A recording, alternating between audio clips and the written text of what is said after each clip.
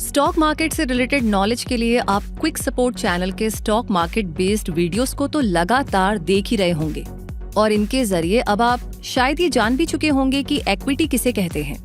लेकिन इक्विटी में इन्वेस्ट करने के कौन से तरीके हो सकते हैं, ये भी तो आपको पता होना चाहिए।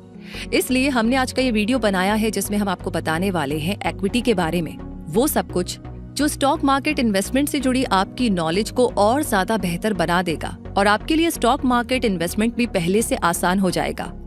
तो फिर चलिए इक्विटी इन्वेस्टमेंट पर बेस्ड आज के इस वीडियो को शुरू करते हैं आपके अपने क्विक सपोर्ट चैनल पर। और सबसे पहले यही समझते हैं कि इक्विटी किसे कहते हैं और इक्विटी इन्वेस्टमेंट का मतलब क्या है। तो इसे समझने के लिए जरा ये मानकर देखिए कि आपने और आपके दोस्त ने मिलकर के एक स्टार्टअप या बिजनेस शुरू किया है जिसमें दोनों ने मनी इन्वेस्ट की है और आप दोनों ने ये डिसाइड किया है कि इस बिजनेस से जो भी प्रॉफिट मिलेगा उसे आप आपस में डिवाइड कर लेंगे, यानी शेयर करेंगे। तो बस ऐसा ही कुछ होता है इक्विटी में इन्वेस्ट करना, क्योंकि जब आप स्टॉक मार्केट में किसी कंपनी की इक्विटी खरीदते हैं तो आप उस कंपनी में थोड़ा सा हिस्सा खरीद रहे होते हैं। उस कंपनी में थोड़ी सी हिस्सेदारी आपकी भी हो जाती है, इसलिए उस कंपनी को होने वाले प्रॉफिट में आपका भी हिस्सा होता है। और इक्विटी क्या होती है? तो इक्विटी स्टॉक मार्केट का अंडरलाइंग एसेट है और जब आप एक स्टॉक खरीदते हैं तो आप उस कंपनी की इक्विटी का एक हिस्सा खरीद रहे होते हैं, क्योंकि इक्विटी का मतलब हिस्सा या हिस्सेदारी भी होता है। इक्विटी खरीदने से आपको कंपनी के प्रॉफिट में हिस्सेदारी मिल जाती है, इसलिए इसे इन्वेस्टमेंट का एक अच्छा तरीका माना जाता है। ये इक्विटीज स्टॉक्स या शेयर्स भी हो सकते हैं और इक्विटी फंड्स भी, जहां पर स्टॉक्स को खरीदकर आप उस कंपनी का एक छोटा सा हिस्सा खरीद लेते हैं और उस कंपनी के प्रॉफिट में हिस्सेदार बन जाते हैं। और कुछ मामलों में आपको अपनी हिस्सेदारी के अकॉर्डिंग कंपनी की इम्पोर्टेंट डिसीजंस में वोट देने का राइट भी मिलता है।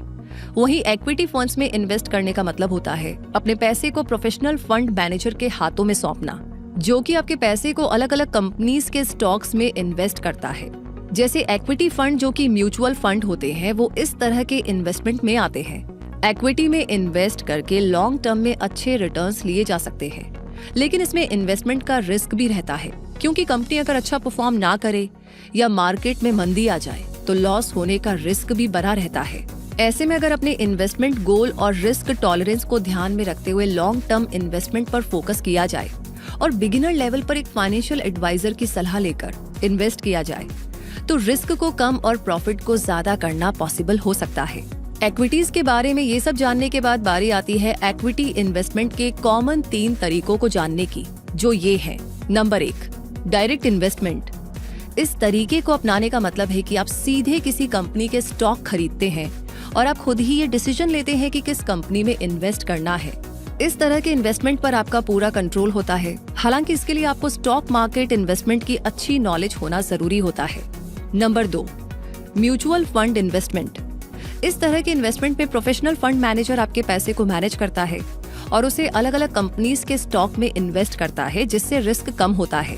जिन लोगों के पास इन्वेस्टमेंट करने के लिए बहुत ज्यादा टाइम नहीं है या जो स्टॉक मार्केट के बारे में ज्यादा नहीं जानते हैं, उनके लिए ये एक अच्छा तरीका है। नंबर 3, ETF यानी एक्सचेंज ट्रेडेड फंड। ETF एक ऐसा बंडल होता है जिसमें कई कंपनीज के शेयर होते हैं। ये शेयर निफ्टी 50 या S&P 500 जैसे किसी एक ही इंडेक्स में शामिल कंपनीज के होते हैं। ETF का काम उस इंडेक्स की परफॉर्मेंस को फॉलो करना होता है। अगर इंडेक्स बढ़ता है तो ETF का प्राइस भी बढ़ता है। इसकी कॉस्ट आमतौर पर म्यूचुअल फंड से कम होती है। इसमें रिस्क भी कम होता है और इसे शेयर की तरह कभी भी खरीदा और बेचा जा सकता है। ऐसे इन्वेस्टर्स जो लो कॉस्ट पर इन्वेस्ट करना चाहते हैं और अपने पोर्टफोलियो में डाइवर्सिफिकेशन भी चाहते हैं, उनके लिए ये बेहतर ऑप्शन माना जाता है। और अब जानते हैं इक्विटीज में इन्वेस्ट करने का प्रोसेस क्या है। तो सबसे पहले आप डीमैट और ट्रेडिंग अकाउंट खोलिए, क्योंकि इक्विटी इन्वेस्टमेंट के लिए आपके पास डीमैट और ट्रेडिंग अकाउंट का होना जरूरी है। आप इन दोनों अकाउंट्स को एक साथ भी ओपन कर सकते हैं, जिसके लिए आप ज़ेरोधा, अपस्टॉक्स जैसे ऑनलाइन प्लेटफॉर्म्स का यूज भी कर सकते हैं और ऑफलाइन भी किसी ब्रोकर के पास जाकर अकाउंट्स को ओपन करवा सकते हैं। इन अकाउंट्स को ओपन करवाने के लिए आपके पास पैन कार्ड, आधार कार्ड, बैंक डिटेल्स और पासपोर्ट साइज फोटो जैसे डॉक्यूमेंट्स का होना जरूरी है।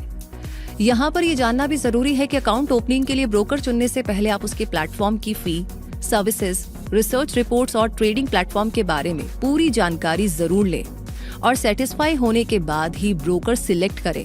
अब यूं तो अकाउंट ओपन होने के बाद आप आसानी से इक्विटी इन्वेस्टमेंट शुरू कर सकते हैं।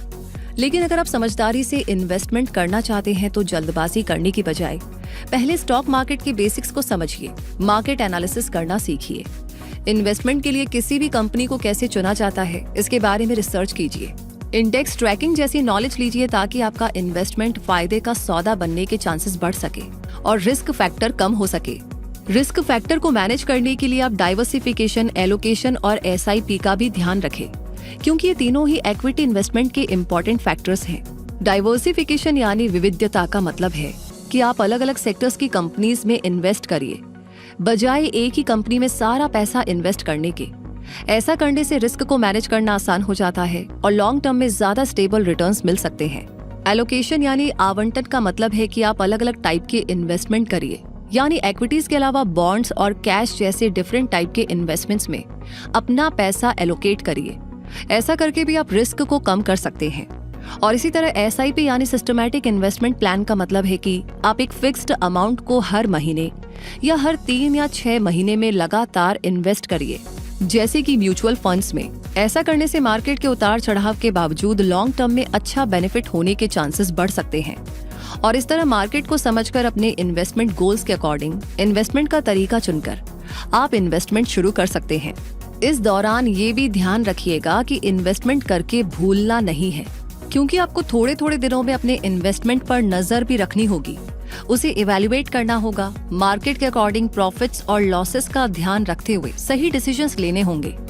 इसलिए अपने इन्वेस्टमेंट को लगातार चेक भी करते रहिए। और अगर बिगिनर लेवल पर इन्वेस्टमेंट को शुरू करना आपको थोड़ा मुश्किल लग रहा है और आप ज्यादा रिस्क से बचाव करना चाहते हैं, तो किसी फाइनेंशियल एडवाइजर की मदद भी ले सकते हैं। इसी के साथ अब आप जान चुके हैं कि कैसे आप इक्विटीज में इन्वेस्टमेंट शुरू कर सकते हैं और कैसे अपने इन्वेस्टमेंट को ग्रो होते हुए देख सकते हैं। तो इस जानकारी के बारे में आपकी क्या राय है, कमेंट सेक्शन में हमें जरूर बताइएगा। प्यार और सपोर्ट देते रहिए हमेशा की तरह। बाकी लाइक कर दिया है तो इस वीडियो को शेयर करना बिल्कुल ना भूले। और अगर अभी तक आप क्विक सपोर्ट फैमिली का हिस्सा नहीं है, डेली वीडियोस देखते हैं, अच्छी बात है, लेकिन कोई भी वीडियो मिस नहीं होना चाहिए, उसके लिए सब्सक्राइब करके बेल आइकन को प्रेस कर दीजिए। मैं रूपी पारिक मिलूंगी जल्दी ही और ऐसी वीडियोस के साथ। तब तक के लिए अपने सवाल और टॉपिक्स भेजते रहिए। हमेशा अपने आप को अपडेट रखें, क्विक सपोर्ट के साथ ग्रो करते रहे। धन्यवाद।